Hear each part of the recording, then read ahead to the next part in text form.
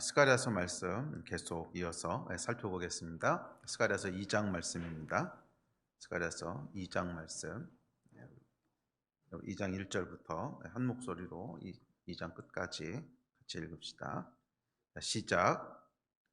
내가 또 눈을 들어본즉 한 사람이 측량줄을 그의 손에 잡았기로 내가 어디로 가느냐 물은즉 그가 내게 대답하되 예루살렘을 측량하여 그 너비와 길이를 보고자 하노라 하고 말할 때에 내게 말하는 천사가 나가고 다른 천사가 나와서 그를 맞으며 이르되 너는 달려가서 그 소년에게 말하여 이르기를 예루살렘은 그 가운데 사람과 가축이 많으므로 성곽 없는 성읍이 될 것이라 하라.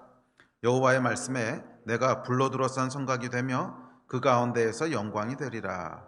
오호라 너희는 북방 땅에서 도피할지어다. 여호와의 말씀이니라. 이는 내가 너희를 하늘 사방에 바람같이 흩어지게 하였음이니라. 여호와의 말씀이니라.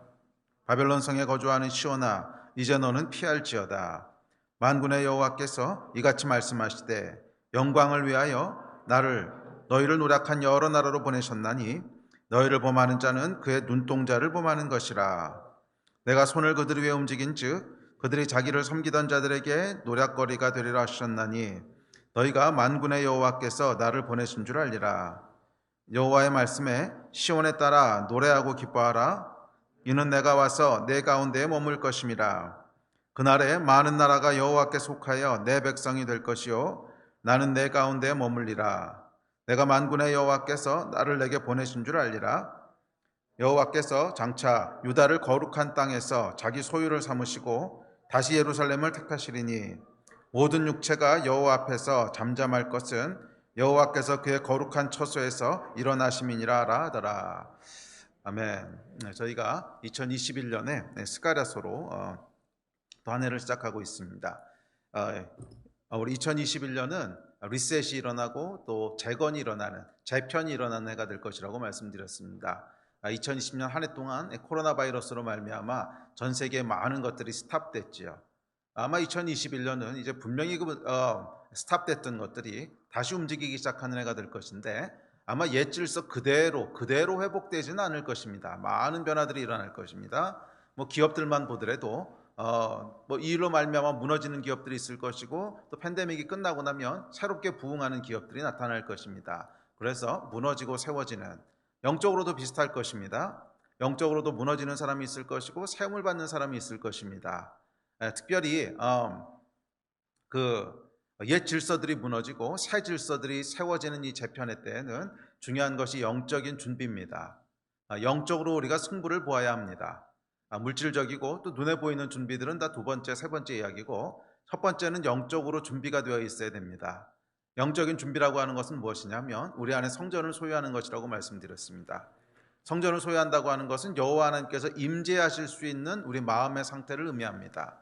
여호와 하나님이 임재하실 수 있는 우리 마음의 준비가 되어 있는 자는 이 재편의 때에 크게 세움을 입게 될 것이고 여호와 하나님께서 임재하실 수 없는 마음의 상태, 성전이 없는 상태인 사람들은 무너짐을 면치 못할 것입니다. 자, 그렇다면 여호와 하나님께서 임재하실 수 있는 마음의 상태라고 하는 것은 무엇인가? 그것은 하나님을 중심으로 살아가는 삶입니다. 나 먼저가 아니라 하나님 먼저의 삶을 사는 것입니다. 내가 무엇을 선택하고 무엇을 행동하고 무엇을 생각할 때 항상 하나님을 먼저 생각하는 것입니다. 이 일이 과연 하나님 나라의 이익이 되는 일인가? 이 일이 혹시 하나님께 누를 끼치는 것은 아닌가? 그게 나의 모든 선택과 행동의 첫 번째 기준이 되는 것이 여호와 하나님을 중심으로 살아가는 삶입니다. 그리고 하나님께서는 그렇게 하나님 중심으로 살아가는 삶 가운데에 임재하시기를 기뻐하는 분이십니다. 임재에 대해서 제가 지난번에 설명을 드렸습니다. 임재라고 하는 것은 누구든지 그리스도인 안에 성령께서 임재해 계십니다. 성령께서 임재하시지 않았다면 그리스도인이 아니지요. 그렇지만 임재라는 표현을 특별히 쓸 때는 그 하나님께서 우리와 함께 하시는 것을 지금 기뻐하시는가 아니면 근심하시는가 혹시 후회하지는 않으시는가 이것을 의미하는 것입니다. 여호와 하나님께서 임재하시는 것이라고 하는 것은 하나님이 우리와 함께 하시기를 기뻐하시는 상태라는 거예요. 그 상태가 임재라고 우리가 표현하는 그 상태입니다. 그래서 저와 여러분 가운데 하나님이 우리 안에 거하시는 것을 기뻐하시는 그 상태가 계속 유지될 수 있도록 힘쓰십시오. 그 사람에겐 복이 있을 것입니다. 자, 우리가 스가랴서를 이제 살펴보고 있는데 스가랴서는 성전 재건에 대한 이야기입니다. 특별히 스가랴서 전반부인 1장부터 6장까지는 스가랴가 본 8개의 환상으로 구성되어 있습니다. 그 중에서 우리가 세 번째 환상을 지금 살펴보고 있습니다. 2장 전체의 내용이 스가랴의 세 번째 환상입니다. 그런데 세 번째 환상의 내용은 뭐냐면 예루살렘 성곽의 재건에 대한 것입니다. 성전 재건이 아니라 성곽 또는 성읍 또는 성의 재건에 대한 이야기입니다. 성전을 재건하라고 하는 자들에게 하나님께서 예루살렘 성곽을 재건시키시겠다는 거예요. 그래서 여러분, 성전을 재건하는 것은 하나님의 백성들의 몫이라면 백성들의 터전이 되는 성읍을 세우신 것은 하나님이 하시는 일입니다. 사람들이 우리의 죄된 본성은 항상 무엇에 관심이 있냐면 성읍에 관심이 있습니다. 왜냐하면 내 삶의 터전이기 때문에 그렇습니다. 여기서 성읍 또는 터전이 상징하고 있는 바는 우리가 살아가는 여러 가지 물리적인 필요들을 얘기합니다. 가정이 될 수도 있고, 물리적인 집이 될 수도 있고, 직장이 될 수도 있고, 재산이 될 수도 있고, 또는 교회로 생각하면 건물이 될 수도 있고, 하여간 우리가 살아가는 데 필요한 모든 물리적인 터전들을 얘기합니다. 그런데 그것은 하나님이 주시는 것이라는 거예요. 그것이 복음서의 약속 아닙니까? 너희는 먼저 그의 나라와 그 의를 구하라. 그리하면 먹는 것, 마시는 것, 입는 것, 이건 하나님이 채우신다는 거예요. 그것이 신약의 약속이고 또 스가랴도 동일하게 그 약속을 하고 있는 것입니다. 성전을 재건하라고 헌신한 자들에게는 하나님께서 성읍을 재건하여 주십니다. 그리고 그 성읍의 중간에는 여호와 하나님의 임재가 있고 그 성의 외곽에는 여호와께서 불성곽이 되셔서 그 백성을 안전하게 지키십니다. 그것이 성전을 재건하고자 하는 자들에게 주시는 축복의 약속이고 또 하나님께서 우리에게 제공하시는 성읍, 예루살렘 성읍의 특징인 줄 믿습니다. 자, 오늘도 계속 이어서 이 세 번째 환상을 더 살펴보려고 합니다.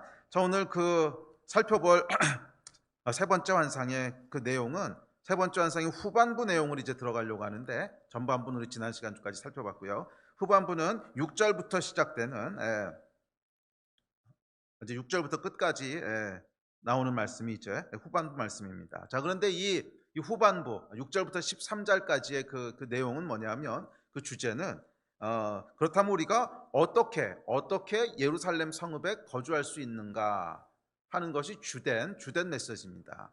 그러니까 예루살렘 성읍에 거주해야 되는 그 이유와 또 성읍에 거주하는 축복이 무엇인지 알겠는데, 그렇다면 어떻게 해야 우리가 그 성읍에 거주할 수 있습니까? 라고 하는 질문에 대한 대답이 6절부터 쭉 이어지는 13절까지의 내용입니다. 그런데 이제 결론부터 말씀드리면 크게 두 가지를 얘기하는데, 첫째는 예루살렘 성에 거하려면 바벨론 성을 떠나야 된다는 것이고, 두 번째는 하나님 중심으로 살아야 된다는 거예요. 그 두 가지가 그 예루살렘 성읍에 우리가 거주하는 방법, 그것입니다. 거주하는 길. 먼저 우리가 살던 옛성을 떠나야 됩니다. 그래야 하나님께서 제공하시는 성읍 가운데 들어갈 수 있죠. 당연한 원리입니다.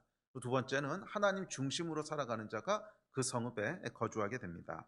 자, 오늘은 그 중에 옛성읍을 떠나라고 하는, 바벨론을 떠나라고 하는 말씀을 가지고 함께 살펴보려고 합니다. 자, 첫째는 예루살렘 성에 거하기 위해서는 우리가 살던 옛성 바벨론을 떠나야 됩니다. 자, 7절에 보면 이렇게 얘기합니다. 시작. 바벨론 성에 거주하는 시온아, 이제 너는 피할지어다. 바벨론 성에 거주하는 시온아, 이제 너는 피할지어다. 예루살렘, 주님께서 제공하시는 그 영광된 성읍에 거하기 위해서는 첫째 바벨론에서 빠져나오라는 거예요. 거기 계속 머물러 있으면 안 된다는 거예요. 하나님께서 세우시고 또 하나님께서 거하시고 보호하시는 그 예루살렘에서 삶의 터전을 잡기 원한다면, 지금까지 우리가 살아오던 인간이 세운 삶의 터전 바벨론, 또 우리가 지난주에는 가인의 성이라고 이제 이름을 붙였는데, 사실 두 개는 의미가 동일합니다. 인간의 힘으로 세운 인간의 성 가인성을 성경에서는 바벨론이라고 때로는 부릅니다. 이 두 성은요, 의미가 똑같은 거예요. 영적인 의미가 똑같은 건데, 자, 하나님을 떠난 인간은 그 두려움과 욕심으로 인해서 반복적으로 성을 쌓습니다. 창세기 보면 이렇게 얘기합니다. 창세기 10장 말씀 우리 같이 좀 봅시다. 10장 8절부터 12절입니다. 시작. 구스가 또 니므롯을 낳았으니 그는 세상에서 첫 용사라. 그가 여호와 앞에서 용감한 사냥꾼이 되었으므로 속담에 이르기를 아문은 여호와 앞에 니므롯같이 용감한 사냥꾼이로다 하더라.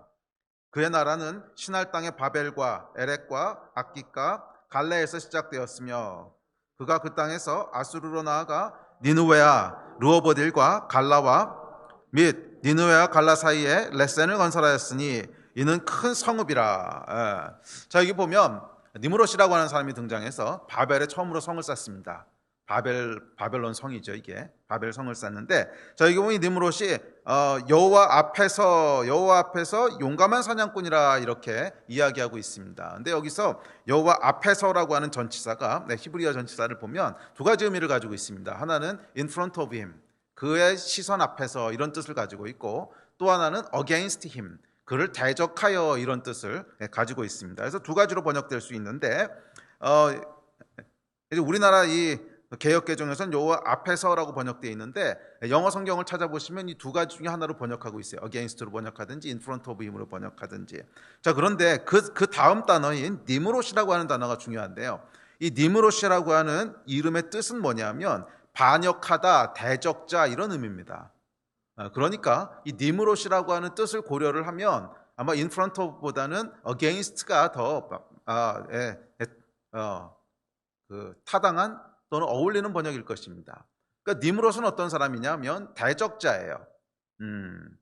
반역한 사람인데, 누구를 반역한 사람이냐면 하나님을 반역한 사람이라는 뜻이에요. 그래서 니므롯은 여호와 하나님을 대적한, 여호와 하나님을 반역한 그런 사냥꾼이었다는 것입니다. 자, 니므롯은 하나님을 대적하는, 또 하나님을 떠난 사람이었는데, 또한 이제 뭐라고 묘사하냐면 세상의 첫 용사래요. 용사라고 하는 말은 여러분 뭡니까? 싸우는 사람이란 뜻입니다. 용사는 싸우는 사람이란 뜻이에요. 자, 니므롯은 어떤 사람이냐면 하나님을 떠나서 하나님의 질서와 상관없이 싸우는 사람이었습니다. 근데 무엇을 위해서 싸웠을까요? 무엇을 위해서 싸웠는지는 뭐 명확히 알 수 있습니다. 이 사람의 삶의 스토리들을 보면 결국 자기 자신을 위해서 싸운 거예요. 자기가 원하는 것을 얻기 위해서, 자기의 안전을 지키기 위해서, 자기의 어떤 비전을 성취하기 위해서 끊임없이 이 사람은 용사야, 싸우는 사람인데 자기 자신을 위해서 싸운 사람이에요. 자기의 욕심을 위해서 싸웠고, 자기를 두렵게 하는 그런 보호하심을 위해서 싸웠고, 터전을 확보하기 위해서 싸웠고, 끊임없이 싸웠던 사람이었습니다. 그래서 그는 뭐라고 부르냐면 그는 용감한 사냥꾼이었다 이렇게 묘사하고 있습니다. 용감한 사냥꾼이었다. 자, 사냥꾼이라고 하는 것이 의미하는 것은 용사하고도 연결된 얘기인데, 사냥꾼은 뭐냐면 열심히 싸워서 자기가 원하는 걸 획득했다는 뜻이에요. 그게 사냥꾼이란 뜻입니다. 그렇죠? 사냥꾼은 그러니까 요즘하고는 조금 다른 시대였잖아요. 그러니까 그 당시에는 뭐 그렇게 삶에 많은 것들이 필요하지 않았습니다. 요즘처럼 복잡하지 않았기 때문에 그냥 먹고 사는 것이 가장 큰 필요였습니다. 그런데 자신의 필요를 어떻게 채웠다는 거예요? 사냥을 해서 채웠다는 거예요. 그러니까 싸워서 자기가 필요한 것들을 계속 쟁취한 사람이란 뜻이에요. 그러니까 니므롯은 어떤 사람이냐면 하나님을 떠난 사람이고 하나님을 대적했던 사람인데, 그러다 보니까 하나님이 원래 공급하셔야 되는 모든 공급이 다 끊어진 거지요. 그러니까 이제 뭘 하는 거예요? 싸우는 거예요. 싸워서 사냥을 하는 거예요. 자기가 원하는 것을 활을 들어서 쏘고 창을 들어서 던지고, 모든 그런 자기의 힘과 능력을 사용해서 그 대상이 짐승이 될 수도 있고 사람이 될 수도 있고, 그래서 실제로 이 니므롯이 했던 것을 보면 많은 성읍들을 점령을 해요. 많은 성읍들을 점령하고 여러 곳에 성을 세웁니다. 이거 여러분 뭐예요? 짐승만 사냥한 게 아니라는 거야. 사람을 사냥했다는 거예요. 사람을 사냥했다고 하는 것은 뭐 잡아먹었다는 뜻이 아니라 자기가 원하는 것을 얻기 위해서 계속 정복해 나갔다는 거예요. 그러니까 짐승을 사냥해서 내가 필요하고 원하는 것을 얻듯이, 내 욕심을 채우듯이 똑같은 힘을 사용해서 무언가를 쟁취했다는 거예요. 정복하고 쟁취하고, 그런 사람이었다는 거예요. 유능한 정복자였다는 거예요. 자, 그가 세운 나라가 뭐냐 하면 바로 바벨론이었다는 거예요. 그가 세운 나라. 그래서 성경에서 바벨론이 의미하고 함축하고 있는 의미는요, 이것을 세운 니므롯이 어떤 사람인가 하는 것 안에 다 함축되어 있습니다. 예루살렘 성도 그렇고 바벨론 성도 그렇고 무엇을 함축하고 있습니까? 우리 삶의 터전을 함축하고 있다 그랬죠. 성이라고 하는 것이 터전의 의미죠. 내가 살아가는 어떤 터전이 되는 것, 내가 그곳에서 밭을 갈기도 하고 내가 여기서 집을 짓기도 하고 거기서 자녀를 키우고 살아가는 그런 터전인데 두 가지 성읍이 있다는 거예요. 사람이 세운, 니므롯이 세운, 그러니까 지난주 용어에 의하면, 지난 시간 용어에 의하면 사람이 세운 가인의 성이 있고 하나님이 세운 예루살렘이 있다는 거죠. 그런데 성경에는 그러니까 하나님을 떠난 인간들이 계속 반복적으로 성을 세우는데, 이게 가인이 세운 에녹성도 있고 또 니므롯이 세운 바벨론 성도 있고, 근데 이게 다 같은 말이라는 거예요. 다 뭐 다양한 이름으로 표현되어 있긴 하지만 다 사람이 세운 똑같은 성이라는 거예요. 그런데 성경에서 그 성을 가장 여러 군데서 반복적으로 상징적으로 대표하고 있는 것이 바벨론이에요. 그러니까 바벨론은 창세기부터 시작해서 마지막 요한계시록이 끝날 때까지 굉장히 여러 번 바벨론에 대한 이야기가 나오는데, 이 바벨론이 영적으로 함축하고 있는 것은 다 동일해요. 지금 얘기했던 니므롯의 그 특징들이에요. 하나님을 대적하는 사람들이 자신의 삶의 터전을 만들기 위해서 사냥해서 세운 터전이란 뜻이에요. 싸워서 얻어낸 터전이란 뜻이에요. 그것이 바벨론입니다. 바벨론 성이라는 거예요. 그래서 그가 세운 나라의 삶의 터전의 이름이 이제 바벨론 성이었는데, 자, 그리고 이어지는 말씀들을 보면 뭐라고 되어 있냐면, 그가 바벨과 에렉과 악갓에서 갈레에서 시작했는데 그 다음에 그의 나라가 아수르로 나가고 니느웨로 확장되고 르호보딜과 갈라와 갈라 사이에 레센까지도 큰 성읍들을 세웠대요. 자, 뭐 하는 거예요, 여러분? 계속 정복해 나갔다는 거예요. 그게 빈 땅이 아니라 거기 사는 원주민들이 있었는데 계속 사냥을 했다는 거예요. 사냥이라고 하는 것은 아까 말씀드렸지만 뭐 사람을 잡아서 먹는다 이런 뜻이 아니라 내가 원하는 것을 쟁취하기 위해서 정복하고 싸웠다는 거예요. 계속 사냥꾼으로 살아가면서 큰 성읍들을 건설하게 됩니다. 자, 이것이 바벨론 성이고 가인 성입니다. 자, 그래서 이 사람이 세운 성, 가인 성 또는 바벨론은요, 그 네 가지 특징을 갖고 있는데, 첫째는 하나님을 떠나서, 둘째는 자기 자신을 위해서, 나의 욕심이나 나의 어떤 미래나 내가 원하는 것, 자기 자신을 위해서. 셋째는 자기의 힘으로 싸워서 획득한, 넷째는 두려움으로부터 지켜줄 성읍이라는 거예요. 그게 이 성읍들의 공통된 특징입니다. 자, 성경은 이 가인의 성의 이름을 바벨론이라고 부릅니다. 창세기부터 시작해서 신약의 마지막 책인 계시록까지 가인의 성을 대표해서 부르는 이름입니다. 하나님을 대적하는 인간이 자기 자신의 욕심을 위해서 자기의 힘으로 싸워서 획득한 두려움에서부터 스스로를 지켜줄 터전, 그게 바벨론이라는 거예요. 시험에 나옵니다. 잘 밑줄 쫙 그세요. 자, 뭐라고요? 하나님을 떠난 인간이 누구를 위해서? 자기 자신을 위해서. 누구의 힘으로? 자기 자신의 힘으로. 무엇으로부터? 두려움으로부터 자기를 지키기 위해서 세워놓은 터전, 그것이 바벨론입니다. 자, 예루살렘 성에 거하기 위해서는 무엇을 떠나야 된다는 거예요? 바벨론을 떠나야 된다는 거예요. 이 삶의 방식을 탈피해야 된다는 거예요. 이렇게 살아서는 하나님이 제공하시는 터전 위에 살 수가 없다는 거예요. 내 백성아 바벨론으로부터 나오라, 계시록에서 그렇게 말씀하시죠. 또 이 스가랴에서도 바벨론에서부터 시온의 백성들은 피할지어다, 바벨론에 거하는 시온의 백성들은 피할지어다, 이렇게 얘기합니다. 성경은 끊임없이 우리로 뭐래요? 바벨론으로부터 빠져나오라는 거예요. 하나님의 백성은 그 삶의 터전 위에 있으면 안 된다는 거예요. 그 삶의 터전이 뭐라고요? 하나님을 떠나서 내 자신을 위해서 나의 힘으로 사냥해서 획득한 두려움으로부터 지켜줄 성, 그 터전에서부터 나와야 된다는 거예요. 자, 실제로 여러분, 많은 경우에 우리가 잘못된 터전 위에 살아갈 때 보면 이 원리가 그대로 적용되어 있습니다.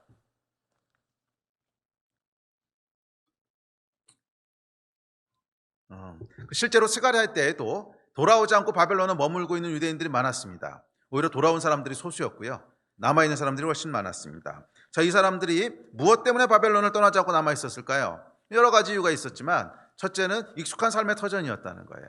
또 둘째는 돌아오려니까 굉장히 두렵다는 거예요. 그래서 거기 남아있게 됐는데, 그거는 뒤에 가서 조금 더 설명하겠습니다.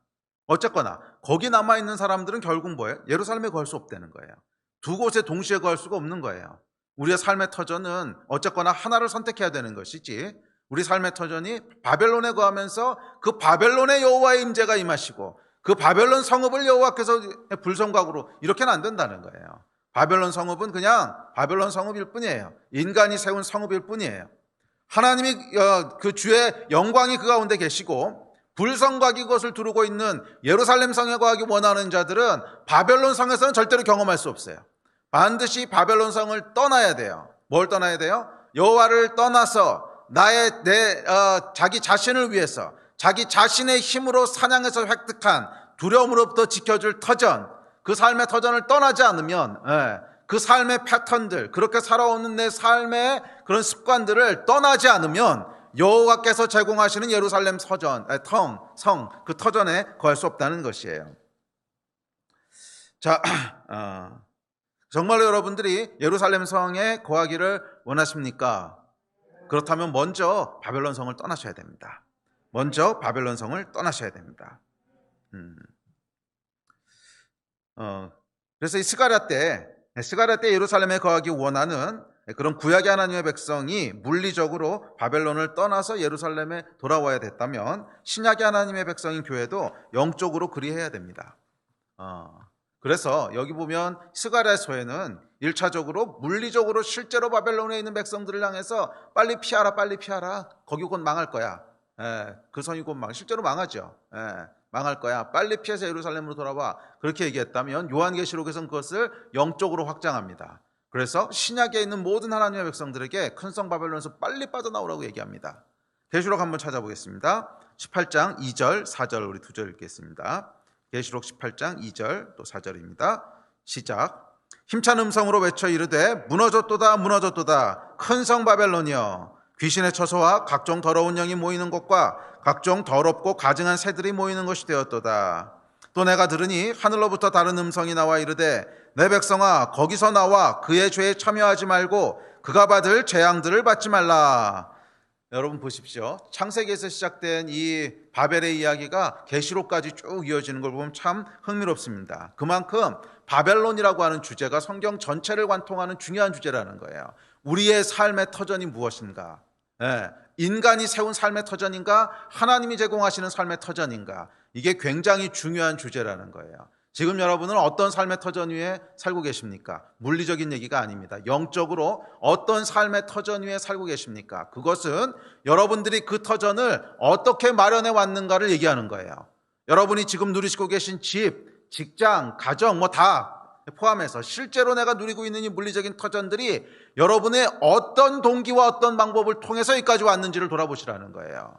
그것이 두려움과 욕심 때문에 하나님과 관계없이 내가 쟁취하고 싸워서 얻어내고 누굴 위해서? 나 자신을 위해서 무엇 때문에 두려우니까 그렇게 해서 만들어 온 삶의 터전인가? 아니면 하나님께서 내가 성전을 세우겠다고 하나님 앞에 헌신하고 내가 여호와의 집을 세우겠다고 하나님 앞에 헌신했을 때 여호와 하나님께서 나의 터전이 되어주시고 불성곽이 되어주시고 주의 임재가 되어주셔서 우리에게 마련해 주신 터전인가? 이거 지금 도전하고 있는 거예요.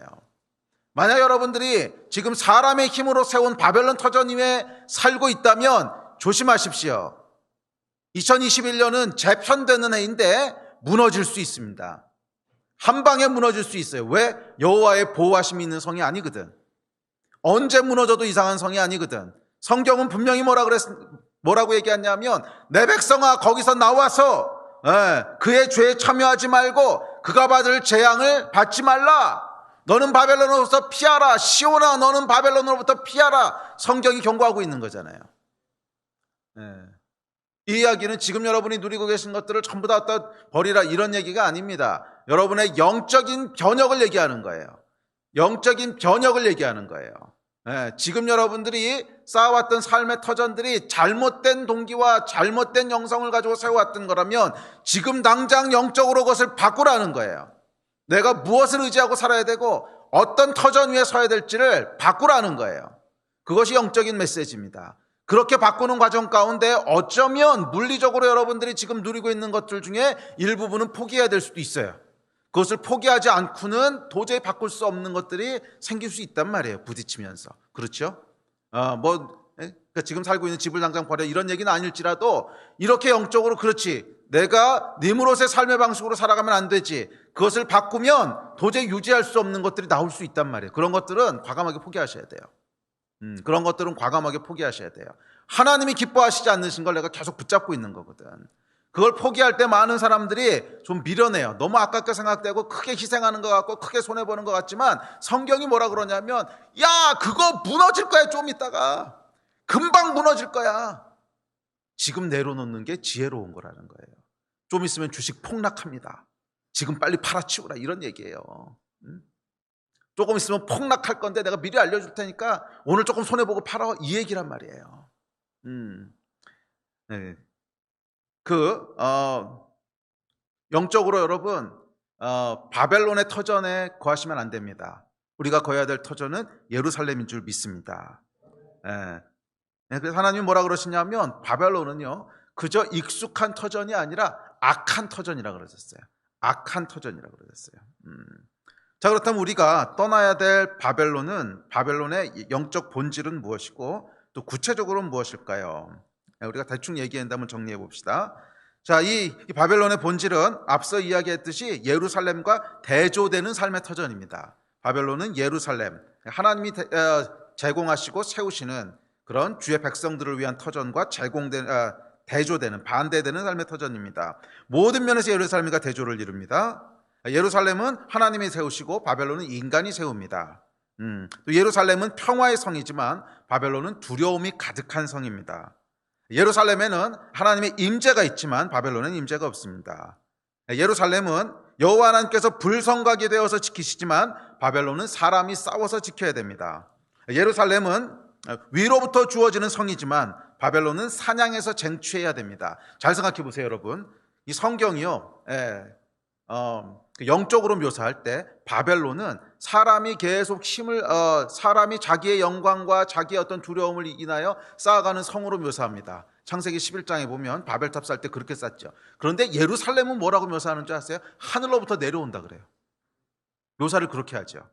새 예루살렘 성이 하늘로부터 내려온다 그래요. 자, 무슨 뜻이냐면 인간의 삶에 두 개의 대조되는 터전이 있는데, 사람이 싸워서 쟁취해서 세워내는 터전이 있고 사냥꾼으로 살면서 쟁취하는, 사냥꾼의 삶이라고 하는 것이 뭔지 아시겠죠? 내가 원하는 것을 위해서 내 힘과 능력을 사용해서 잔인하게 죽여가면서 정복하고 쟁취해내는 것, 그렇게 마련하는 터전이 있고 하늘로부터 내려오는 터전이 있다는 거예요.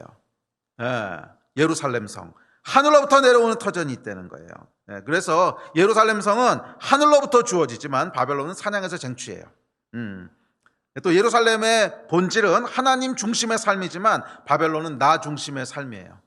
그래서 예루살렘에 보면 가장 중앙에 누가 있냐면 여호와 하나님의 성전이 있고 그 중심에 여호와 하나님의 영광이 있어요. 그러니까 예루살렘은 철저하게 하나님이 주인공이시고 철저하게 하나님이 주인이시고 하나님이 왕이신 성이에요. 그래서 예루살렘 터전에 살아간다고 하는 것은 무엇을 의미하냐면 나의 왕은 하나님이시고 내 인생의 중심은 하나님이시고 내 중심에는 하나님의 영광이 있는 것을 얘기해요. 바벨론은 정반대예요. 바벨론은 그 중심에 사람이 있어요.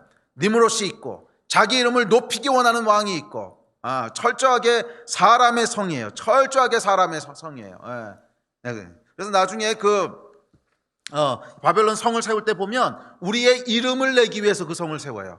중심에 사람의 이름이 있고 사람의 영광이 있고 사람의 욕심이 있고 사람의 힘이 있고, 이것이 바벨론의 본질입니다.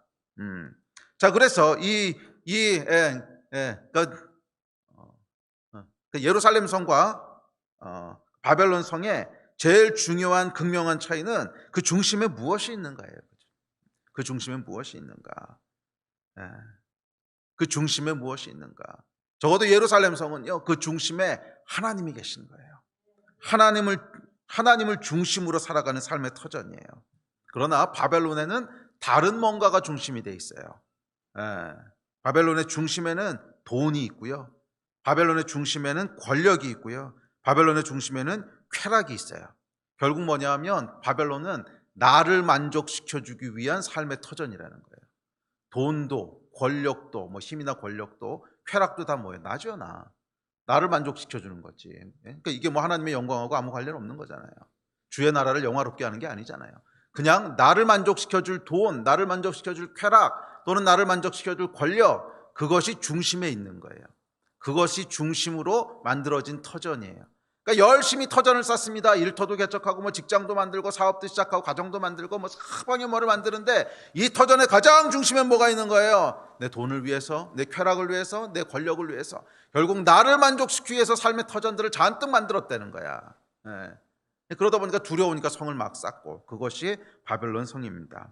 그러니까 바벨론 성은 한마디로 하나님을 떠난 인간의 욕심이 공통적으로 추구하는 가치들, 그것이 돈, 권력, 뭐 쾌락 이런 건데, 나를 위하고 나를 즐겁게 하고 나를 자랑하는, 그렇죠? 나를 위하고 나를 즐겁게 하고 나를 자랑하고 싶은 그런 자기가 중심이 된, 나가 중심이 된 삶, 그것이 바벨론의 본질입니다. 이해가 되시죠?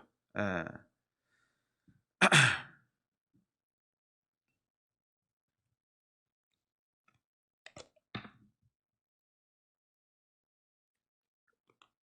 자, 그래서 두 성은요, 결국 중심이 다른 거예요. 그 중심에 누가 있는가?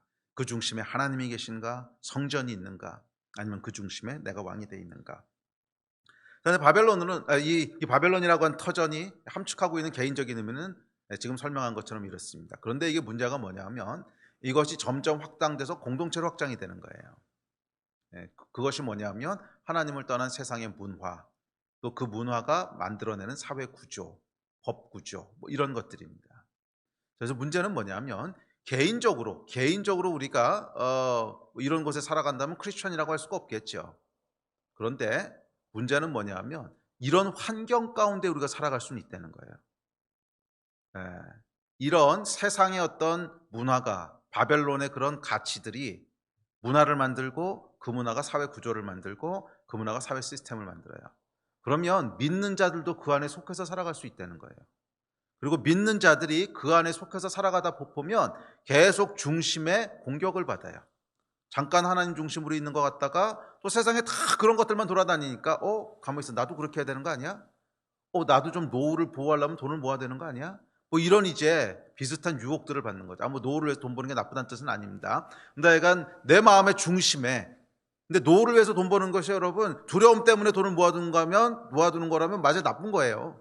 근데 노후를 위해서 그냥 지혜롭게 하나님이 주시는 것을 따라서 대비하는 건 좋은 거지만, 하여간 무엇이든지 간에 그 주변에서 그런 것들이 막 그렇게 돌아가다 보니까 내 마음에도 그런 유혹들을 받고 내 마음에도 그렇게 흔들릴 수 있다는 거예요. 그래서 그 안에 하나님이 거하시고 정말 하나님을 사랑하긴 하지만 여전히 내 힘으로 뭔가를 해야 될 것 같은 부담들, 여전히 내 힘으로 사냥을 하고 싶은 마음들, 이런 것들이 계속 있다는 거예요. 근데 하나님 뭐라고 명령하시냐면 그거 끊어버리라는 거예요. 그거 계속 붙잡고 있다가는 너 바벨론 망할 때 너도 무너진다는 거예요. 2021년 여러분, 이 바벨론의 모든 유혹들을 다 끊어버리시기를 예수 이름으로 축복합니다. 그리고 예루살렘에 거하시는 여러분 삶이 되시기를, 순전한 예루살렘이 여러분 삶 가운데 터전이 되시기를 다시 한번 예수 이름으로 축복합니다. 왜냐하면 이런 격변의 때에, 재편의 때에 여호와 하나님이 불성각으로 지켜주시지 않으시면 우리가 무슨 수로 살아남겠습니까? 바벨론의 유혹들을요, 과감하게 여러분 정리하셔야 됩니다. 빠른 시간 내에 털어내셔야 됩니다. 바벨론의 터전 위에 계속 머물러 계시면 안 돼요. 바벨론의 터전 위에 계속 머물러 계시면 안 돼요. 그러면 그 땅이 언제 무너질지 몰라요. 여호와 하나님 앞에 머물러 계십시오. 그 얘기는 뭐냐 하면 성전을 향한 열심으로 사시라는 거예요. 주의 나라와 의를 위한 열심으로 사시라는 거예요. 그랬을 때 하나님의 약속대로 이 세상의 어떤 변혁과 이 세상의 어떤 변화보다도 더 힘있고 더 우선된 것이 하나님의 약속인데, 그 하나님의 약속이 우리를 지켜주신다고 했잖아요. 그것을 붙잡아야지 다른 어떤 거로도 이 흔들림을 벗어날 수 없다는 거예요. 그래서 여러분, 예루살렘에 여러분의 터전을 두십시오. 예루살렘 성에 여러분의 터전을 두십시오. 할렐루야. 그 사람들은 살아남게 될 줄로 믿습니다. 자, 셋째, 그렇다면 왜 사람들이 바벨론을 떠나지 못하는가? 떠나지 못하는 두 가지 이유가 있습니다. 하나는 익숙하기 때문이고 하나는 두려웠기 때문이에요. 이것은 이제 거듭난 사람들에게 특별히 해당하는 얘기입니다. 거듭나지 않은 사람들은 당연히 바벨론에 있습니다. 왜냐하면 삶의 터전이 그거밖에 없어. 여호와 하나님이 제공해 주신 삶의 터전이 없으니까. 그런데 믿는 자들, 하나님의 백성들, 그러니까 그 당시에도 스가랴 때에도 분명히 유대인이었고 하나님의 백성인데도 바벨론을 떠나지 않고 남아 있었잖아요. 그들이 왜 거기 남아 있게 되는가? 두 가지 이유 때문에 남아 있는, 믿는 자들이 바벨론에 여전히 남아 있는 이유는 첫째, 익숙하기 때문에 남아 있고요. 둘째, 두렵기 때문에 남아 있습니다. 자, 익숙하기 때문에 남아 있습니다. 뭐 70년 동안 살아온 곳입니다. 모든 것이 익숙하고요, 안정돼 있는 삶의 터전입니다. 더구나 주변 사람들을 보니까 그냥 다들 그렇게 사는 거야. 아무도 다르게 살지 않아. 오늘날도 그렇지 않습니까? 우리가 삶의 터전을 여전히 바벨론에 두는 이유는 주변에서 모든 사람들이 다 그냥 그렇게 사는 것처럼 보이는 거예요. 뭐 세상에서는 당연히 그렇게 살고요. 문제는 뭐냐면 교회를 나와도 별로 다르지 않아. 교회를 와도 크게 다르지 않는다는 거예요. 교회에 왔는데 그래도 하나님의 백성이라고 부르는 사람도 대부분이 다 거기서 거기야. 관심사도 별로 크게 다르지 않고, 관심사도 세상에서 사람들이 얘기하는 것과 크게 다르지 않고, 나누는 이야기도 세상과 뭐 별로 큰 차이가 없고, 추구하는 것도 거기서 거기고, 원하는 것을 얻기 위해서 싸우는 사냥꾼의 삶을 사는 것도 니무롯과 다를 바 없어요. 가인의 성을 쌓아가는 것도 크게 다르지 않아요. 그래서 이런 사람들 속에 섞여 있다 보면요, 어느 순간 헷갈립니다. 이렇게 살아가는 게 정상 아니야? 헷갈린다는 거예요. 바벨론에서 살아가는 게 그냥 정상 아니야? 헷갈린다는 거예요. 이제 그렇게 있다 보면 이들 눈에는 어떻게 보이냐면, 오히려 성전을 재건한다고 익숙하고 당연한 바벨론의 삶의 터전을 떠나서 하루아침에 버리고 예루살렘으로 떠나는 5만 명의 사람들이 특이하고 열정적인 거, 좋게 표현한 거고, 나쁘게 말하면 비정상적이고 광신도적인 사람으로 보입니다. 이게 여러분 현실 아닙니까? 여러분의 눈은 어떻게 보이세요? 정말 하나님의 나라와 하나님의 의를 위하여 내 삶의 터전을 내려놓고 주의 성전을 재건하겠다고 헌신해서 사는 사람들이 조금 비정상적인 광신도로 보이십니까? 아니면 그게 정상으로 보이십니까? 이게 내 영적인 현주소예요. 바벨론 안에 있다 보면 그냥 비슷한 사람들끼리 모여 있다 보면 문제가 뭐냐면 그게 노멀 스탠다드가 돼버린다는 거예요. 비슷한 사람들끼리. 그래서 사실 여러분, 공동체가 참 중요해요. 결국 공동체가 중요해요. 우리 신앙의 어떤 수준은요, 물론 뭐 그런 경우가 없진 않습니다. 하나님께서 정말 아무런 기초가 없는 데서 그냥 특별히 헌신된 사람들을 그렇게 세우실 때도 물론 있어요. 근데 많은 경우에 보면 대부분 보통은 어떻게 일어나냐면, 공동체의 어떤 수준이요, 그 안에 있는 개인의 수준을 대충 규정해요. 왜냐하면 보고 듣는 게 그거기 때문에 그래요. 다들 비슷하게 여호와 중심의 삶을 사는 걸 당연하게 여기는 공동체 안에 있는 사람들은 그게 그냥 당연한 거야. 그런데 주변에서 보는 게 그냥 다들 바벨론의 삶이야. 교회 나와봐도 아까 얘기했지만 다들 바벨론의 삶을 살아. 그러면 그냥 그게 스탠다드로 보이고, 진짜 하나님 중심의 터전에서 살아가려고 하는 사람들은 비정상적이고 범접할 수 없는 뭐 그런 사람으로 보이는 거예요. 여러분의 눈에는 어떻게 보이십니까? 참 중요합니다. 사실 제가 20년 전에 목회 시작할 때도요, 비슷했어요. 그 20년 전에 제가 미국에 사교를 마치고 돌아와서 이제 교수 안 하고 선교사로 나가겠다고 했을 때, 그리고 조금 이따 목회를 하게 됐을 때 가장 많이 들었던 말이 뭐냐 하면, 너 왜 그러니? 이 말이었어요. 참 아이러니하죠. 축복해. 맞아. 하나님에서 이런 얘기 들은 게 아니고요, 너 왜 그러니가 제일 많이 들었던 말이었어요. 너 지금 무슨 생각으로 그러니? 너 어떡하려 그러니? 너 왜 그러니? 근데 물론 불신자들이 그런 얘기하는 거야 뭐 그러려니 하는데, 심지어 목사님한테도 들었어요. 너 왜 그러니? 너 지금 몇 년을 공부했는데 지금 뭐 하는 거니? 너 왜 그러니? 뭐 이게 안정되고 보장되고 또 모든 사람들이 다 그냥 그렇게 살아가는데 왜 너만 다르게 살라 그러니? 왜 너만 다르게 살라 그러니? 한참 그거 듣고 있다 보니까요, 나도 헷갈리더라고. 가만히 있어봐, 내가 지금 뭐 잘못하고 있는 거 아니야? 이게 비정상 아니야? 뭐 이런 생각이 들더라고요. 여러분, 사람들이 바벨론을 떠나지 못하는 이유는 익숙함 때문에 그래요. 그래서 실제적으로 보면 여러분 주변에 얼마나 영적인 사람들이 함께 살고 있는가 하는 것이 참 중요합니다. 여러분이 매일 만나서 교제하고 있는 신앙 안에서의 그 영적인 친구들, 가족들이 어떤 영적인 수준에 있는가 하는 것이 참 중요합니다. 어떤 사람들은 그게 있어요. 그러니까 인간적인 의리가 있어가지고서, 여기가 좀 영적으로 갑갑하고 그렇긴 하지만 그래도 인간적인 의리가 있지. 아이, 나라도 이 사람들 먹여 살려야지 뭐 이런 생각이 있단 말이에요. 근데 이 생각은 그 하여간 잘 분별이 필요합니다. 분별이 필요하다는 게 뭐냐면 맞아요. 어쩌면 그것이 진짜 하나님이 주신 생각일 수 있어요. 그런 부담감을 가지는 사람을 먼저 하나님께서 세우셔서 그 주변에 있는 사람들도 다 같이 영적인 수준을 끌어올리시려는 하나님의 계획일 수도 있어요. 그런데 반대로 인간의 생각일 수도 있어요. 그래서 분별이 필요하다는 거예요. 인본주의적인 생각일 수도 있어요. 지금 다 같이 죽어가고 있는데 너는 네 영에 대한 갈망이 그렇게 없냐? 이게 하나님의 메시지일 수도 있어요. 거기 네가 아무리 오래 있다고 해도 거기 안 변해. 그럴 수도 있거든. 너라도 빨리 살 곳을 찾아. 그게 하나님의 메시지일 수도 있어요. 왜냐하면 제가 오랫동안 신앙생활을 해보니까 내 주변에 얼마나 영적인 사람이 함께 교제하고 있는가가 정말로 중요해요. 인간은 그 수준을 뛰어넘기가 참 어려워요. 정말 특심한 열심을 가지고 하나님 쫓아가려고 해도 쉽지 않아요. 맨날 보고 듣는 게 그런 거기 때문에 나중엔 헷갈려요. 이게 나 혼자 미친 짓 하고 있는 거 아니야?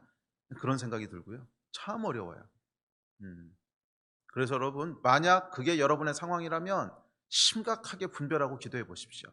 어쩌면 여러분들이 먼저 살아야 될 수 있어요. 여러분들이 먼저 살아야 될 수 있어요. 자, 어쨌든 간에 첫 번째 이유는 보고 듣는 것이 그것이기 때문에 그래요. 익숙함, 자연스러움, 그것 때문에 그래요. 두 번째 이유는 두려움입니다. 이곳을 떠난다고 하는 게 두려운 거예요.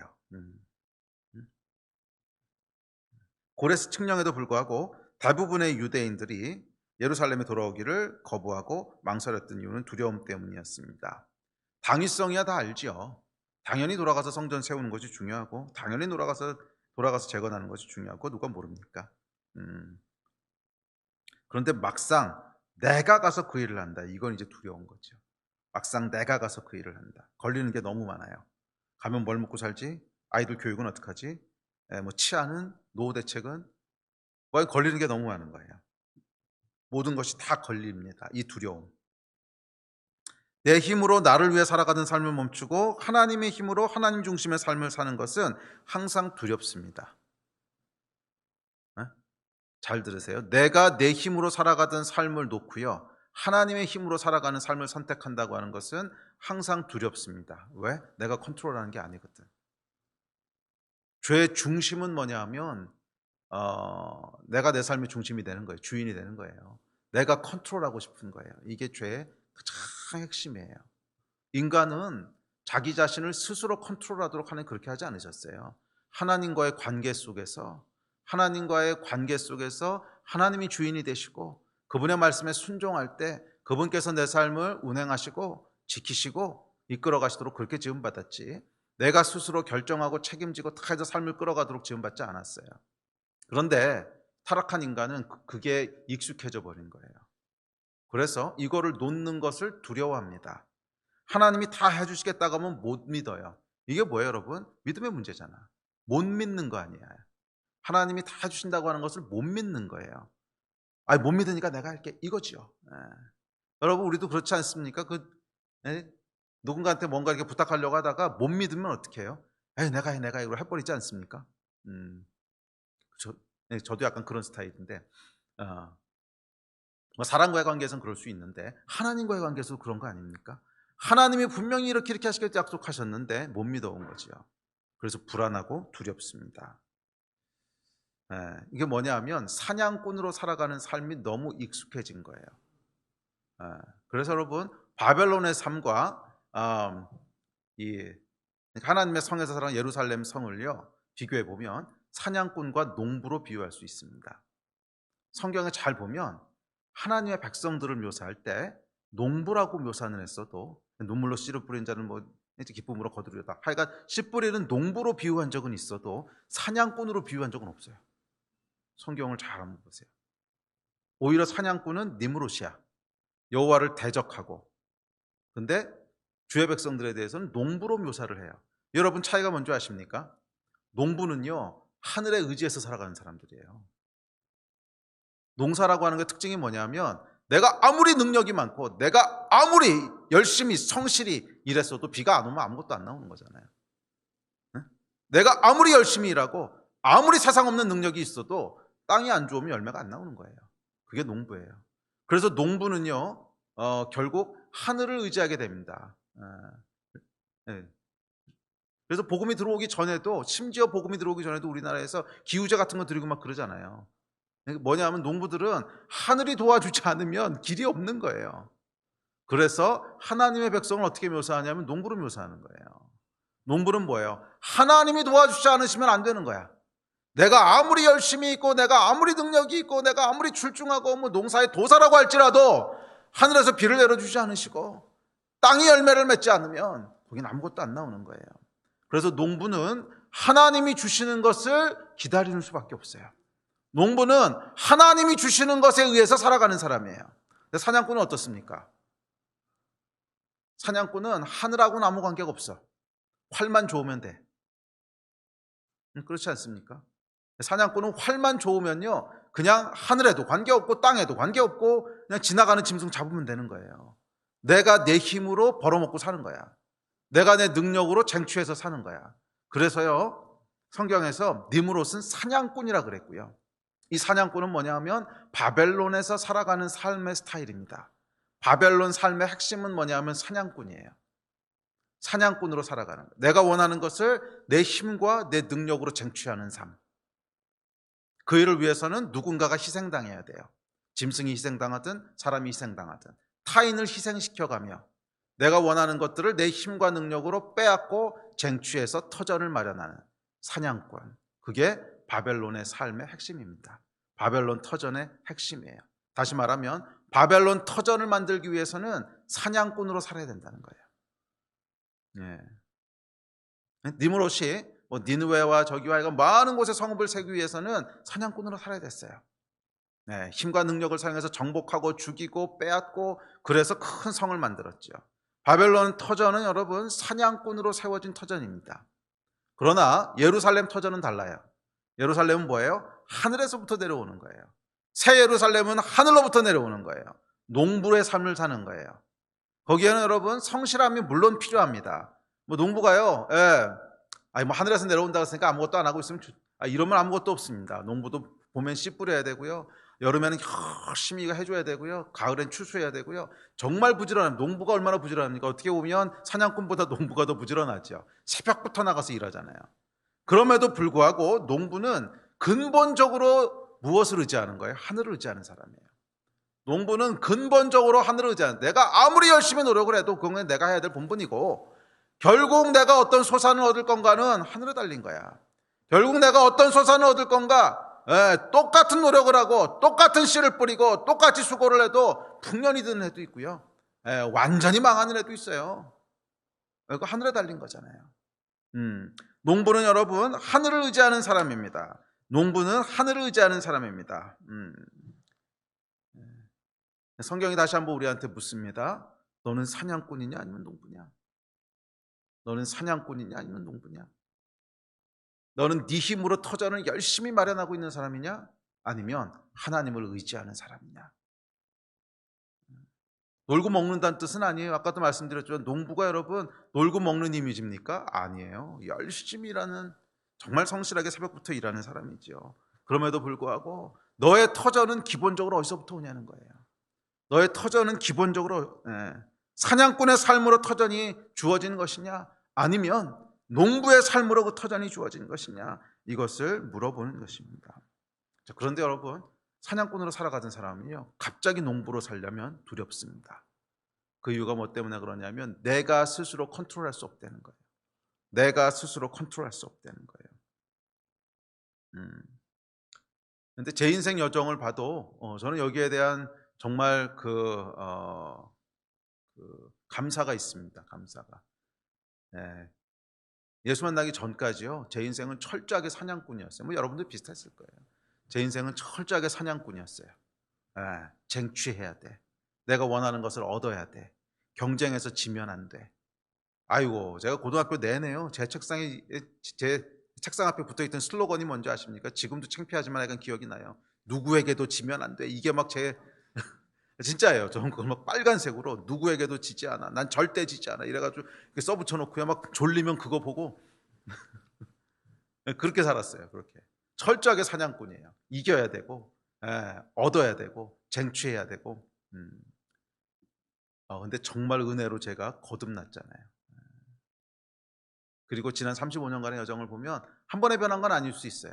그래도 계속 하나님이 바꿔가시는 게 뭐냐 하면 농부로 바꿔가시더라고요.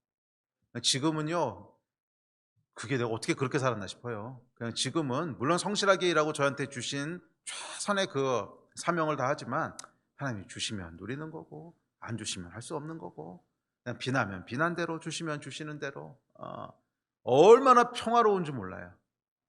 옛날에 바벨론에서 사냥꾼으로 살 때는요, 마음이 항상 불안했어요. 항상 지면 어떡하지? 못 잡으면 어떡하지? 떨어지면 어떡하지? 요즘은 여러분 너무 평화로워요. 너무. 안 되면 어떡하지? 별로 생각하자. 안 되면 안 주시는 거지 뭐. 그러니까 이거 안 되면 어떡하지? 어떡하긴 뭘 어떻게, 하나님이 안 하고 하지 말라 그러신 건데 뭐. 요즘이 너무 평화로워요. 안 되면 안 되는 거고, 되면 되는 거고, 주시면 감사한 거고, 안 주셔도 감사한 거고. 그 여러분 예루살렘에 거하는 자의 평화예요. 예. 예. 평화예요, 평화. 예루살렘이 평화의 성이잖아요. 샬렘, 샬롬. 평화가 있는 곳이잖아요. 기억하십시오, 여러분. 사냥꾼으로 살아가는 삶은요, 두려워요. 항상 불안해요. 그곳에 머물지 마십시오. 그리고 2021년 재편이 일어날 때 바벨론 성은 무너집니다. 거기는 위험한 곳이에요. 나오십시오. 네. 사냥꾼의 삶은 자기를 위하고 자기를 높이고 자기를 스스로 지키려고 하는 삶이에요. 그러나 농부는 감사하고 주시는 것을 받고 평화를 누리는 삶이에요. 다 농부로 살아가신 여러분 되시기를 주의 이름으로 축복합니다. 아멘. 자, 마지막 네 번째, 바벨론을 떠나야 되는 이유가 있습니다. 첫 번째는 뭐냐 하면 악하기 때문에 그래요. 자, 악하다고 하는 것은 뭐냐 하면 하나님께서 좋아하시지 않으신다는 거예요. 하나님 앞에서 악하다는 거예요. 그래서 우리가 아까 읽으셨던 계시록 18장 4절에 보면 그 죄악에 참여하지 말래요. 또 스가랴에서 보면 너는 피하래요. 돈을 중심으로, 성공을 중심으로, 쾌락을 중심으로 살아가는 사냥꾼의 삶은 결국 희생이 있어야 돼요. 사냥감을 죽이던 사람을 죽이던 하여간 누군가를 죽여서 얻는 삶이라는 거예요. 그래서 하나님께서 이 삶을 악하다고 하세요. 짐승을 사냥하던 사람을 사냥하던 하여간 무언가를 사냥해서 얻은 삶이라는 거예요. 그래서 계시록에 보면 이 바벨론의 본질에 대해서 이렇게 얘기합니다. 12절 13절입니다. 계시록 18장. 자, 시작. 그 상품은 금과 은과 보석과 진주와 세마포와 자주 옷감과 비단과 붉은 옷감이요 각종 향목과 각종 상아 그릇이요 값진 나무와 구리와 철과 대리석으로 만든 각종 그릇이요 계피와 향료와 향과 향유와 유황과 포도주와 감람류와 고운 밀가루와 미리요 소와 양과 말과 수레와 종들과 사람의 영혼들이라. 바벨론의 본질은 뭐냐 하면 사치스럽고요, 자랑하는 거고요, 그리고 사람의 영혼이에요. 누군가를 희생시킨다는 거예요. 누군가를 빼앗는다는 거예요. 그렇게 해서 살아가는 것이 바벨론입니다. 또 창세기 11장 4절에 보면 이렇게 얘기합니다. 바벨탑을 쌓을 때 나왔던 얘기입니다. 시작. 또 말하되 자 성읍과 탑을 건설하여 그 탑 꼭대기를 하늘에 닿게 하여 우리 이름을 내고. 교만한 거예요. 자기를 자랑하고 자기를 높이는 거예요. 그래서 이것이 영적으로 얼마나 하나님이 더럽게 보시냐면 귀신의 처소와 각종 더러운 영이 모이는 곳이고 각종 더럽고 가증한 새들이 모이는 곳이래요. 영적으로 하나님 이렇게 보신다는 거예요. 바벨론을 떠나야 되는 이유는 그것이 악하기 때문에 그렇습니다. 자, 우리 예배팀 앞으로 나오십시오. 자, 그렇게 둘째, 바벨론은 심판이 있다는 거예요. 바벨론을 떠나야 되는 이유, 심판이 있기 때문이라는 거예요. 스가랴서와 계시록을 한번 봅시다. 자, 스가랴서 2장 9절입니다. 시작.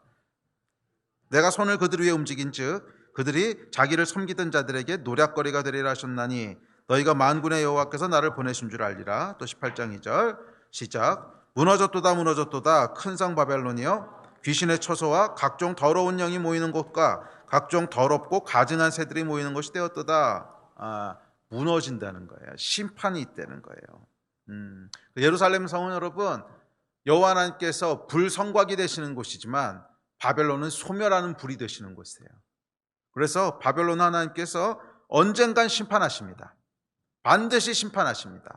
더럽고 취하고 귀신의 영이 모이는 곳이고 사람의 피와 사람의 영혼을 팔고 사는 곳이고 절대 하나님 기뻐하지 않으신다는 거예요. 혹시라도 여러분의 삶의 터전이 그 위에 기초하고 있다면 2021년 빨리 떠나시기를 예수 이름으로 축복합니다. 그 떠나는 게 아직도 무엇인지 잘 추상적이고 잘 모르겠어요. 아주 구체적으로 말씀드릴게요. 첫째, 여러분 중심으로 살지 말고 하나님 중심으로 사시라는 거예요. 더 구체적으로 말씀드리면 선택하고 돈을 쓰고 무엇을 할든지 간에 하나님의 나라와 영광을 먼저 위해서 하시라는 거예요. 내 것 먼저 챙기려고 하지 마시라는 거예요. 하나님의 성전을 먼저 재건하기를 힘쓰시라는 거예요. 나의 터전을 만들려고 힘쓰지 말라는 거예요. 하나님의 성전을 먼저 세우려고 힘쓰시라는 거예요. 주의 나라와 의를 먼저 구하시라는 거예요. 아주 구체적입니다. 둘째, 사냥꾼으로 살지 말고 농부로 사시라는 거예요. 사냥꾼으로 사는 것이 무엇입니까? 내가 내 힘으로 내 터전을 만들려고 하지 말라는 거예요. 이 싸움을 싸우시는 분 하나님이세요. 우리는 여러분 성전을 짓는 자들이지 성곽을 세우는 자들이 아니에요. 우리는 성전을 짓는 자들로 부르심 받았지 성곽을 세우는 자들로 부르심 받지 않았어요. 예루살렘 성은 하늘로부터 내려오는 성이지 인간이 쌓아 올린 바벨탑이 아니잖아요. 구체적으로 여러분, 내가 내 힘으로 하려고 했던 모든 노력들을 내려놓으시고 게으르란 얘기는 아니에요. 농부로 사시라는 거예요. 성실하게 최선을 다해서 성실한 마음으로 일하지만 하늘을 의지하고 하나님께서 주시는 것만 내 것으로 취하고 안 주셔도 감사하고 주시지 않은 건 내가 억지로 취하려고 하지 말고 하나님을 의지함으로 믿음으로 살아가시라는 거예요. 2021년 이렇게 살아가시는 자들은 복이 있을 것입니다. 2021년 제가 예언할 수 있는 것은 이렇게 예루살렘 성에서 성전을 건축하는 대로 살아가는 자들은 어떤 흔들림 가운데도 위험하지 않을 거예요. 여호와께서 불성곽이 되실 거예요. 여호와 하나님께서 우리의 영광이 되실 거예요. 어떠한 원수의 공격으로부터도 하나님께서 지켜주실 것이고 보호하실 것이에요. 어떠한 어려움과 환난과 가뭄 가운데서도 여호와 하나님께서 풍족하게 공급하실 거예요. 하늘로부터 내려오는 새 예루살렘이 우리의 삶의 터전이 될 것이에요. 그러나 사냥꾼으로 살아가는 자, 나의 영광과 나의 쾌락과 나의 이익을 위해서 살아가는 자, 하나님보다 나를 더 먼저 생각하는 자, 성전이 아니라 성읍을 먼저 짓고자 하는 자, 내 백성아 큰 성 바벨론에서 빨리 빠져나올지어다. 내 백성아 그곳에 머물지 말지어다. 왜? 무너졌도다 무너졌도다 큰 성 바벨론이요. 올해 여러분 무엇이 무너질지 어떻게 아십니까? 아무도 모르잖아요. 올해 정말 저와 여러분에게 필요한 것은 하나입니다. 여호와 하나님이 불성곽이 되시는 거예요. 여호와 하나님께서 나를 위해서 싸우시는 거예요. 여호와 하나님께서 나를 보호하시는 거예요. 그러면 여러분 하나님 중심으로 살아간다고 하는 것은 구체적으로 이 두 가지입니다. 기억하십시오. 여호와 하나님을 제일 먼저 생각하는 것이고, 둘째 하나님이 주신 힘으로 살아가는 거예요. 사냥꾼으로 살아가는 것이 아니라 농부로 살아가는 거예요. 사냥꾼으로 살아가지 말고 농부로 살아가는 거예요. 니므롯이 되면 안 돼요. 니므롯이 세우는 성은 바벨성이에요. 예루살렘은 하늘로부터 임하는 거예요. 이 일을 위해서 우리 같이 좀 헌신하고 기도했으면 좋겠습니다. 그러니까 좀 기도합시다. 하나님, 2021년이 예루살렘에 거하는 해가 되기를 소원합니다. 2021년이 사냥꾼이 아니라 농부로 살아가는 해가 되기를 소원합니다. 하늘의 것을 바라보는 해가 되기를 소원합니다. 내 힘으로 하려고 했던 모든 노력들을 내려놓습니다. 내 힘으로 지키려고 했던 모든 것들을 내려놓습니다. 주님, 건강도, 재물도, 가정도, 관계도 주님, 내 힘으로 쟁취하려고 했던 모든 사냥꾼의 시도들을 다 내려놓습니다. 주님, 우리 손에 활이 아니라 우리 손에 곡괭이를 쥐기를 소원합니다. 우리 하나님께서 주시는 것들을 기쁨으로 받는 농부의 삶을 살기를 소원합니다. 주님, 주시는 것에 감사하며 주시지 않아도 감사하며 하늘로부터 예루살렘에 임하는 것을 기대함으로 예루살렘 성에 살아가기를 간절히 소원합니다. 주여, 우리의 불성박이 되어주시고, 주여 우리의 주인이 되어주시고, 주여 우리의 방패가 되어주시고, 우리의 산성이 되어주시고, 우리의 성읍이 되어주시고, 우리의 평화가 되어주십시오. 이를 위해서 우리 같이 좀 기도합시다. 2021년이 예루살렘에 거하는 한 해가 되는, 사냥꾼이 아니라 농부로 살아가는 한 해가 되는 해가 되게 해달라고 우리 같이 주여 3번 부르짖고 주 앞에 기도하십시다. 주여, 주여,